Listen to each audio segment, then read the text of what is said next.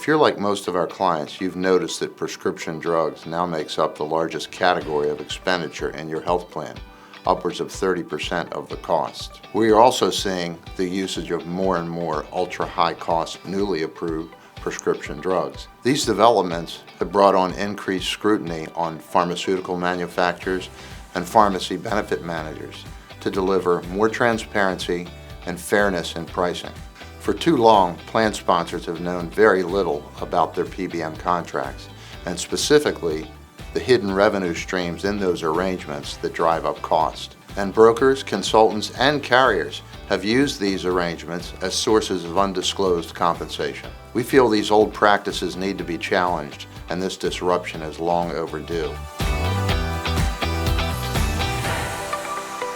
I feel really proud to get to work with a team of passionate, certified pharmacy benefit specialists that take really seriously the role of achieving better results for our clients. Because what that ultimately means is, by saving costs, our clients are able to keep more attractive benefit plans at lower costs for their employees, and that's a huge deal. I'm thrilled that PSA has made the commitment and the investment in myself and 8 other of my colleagues in getting this designation. We have our own internal resources now. It's a huge differentiator.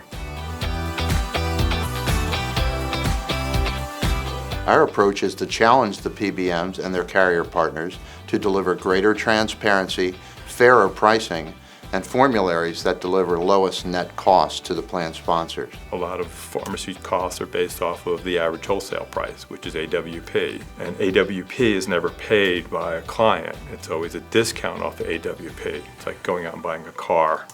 You don't pay sticker price for a car. There's usually a discount off of the price of a car. And there's also sometimes rebates that you get off of purchasing a car. Well, the same thing's true with pharmacy these days, where you go out and you look for cost for a prescription drug, it's a discount off of the average wholesale price, and then there's rebates. And it's understanding how all those different pieces come together to affect the cost of your drug program. Understanding the contract is really kind of my new crux of where I start my analysis. For instance, an example of AWP.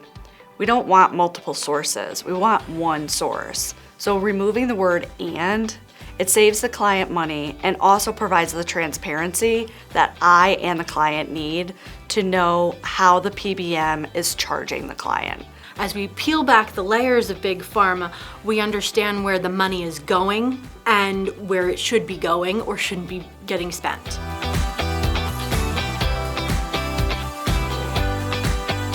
The results we've achieved for our clients have been significant, often achieving savings in the 10 to 20% range.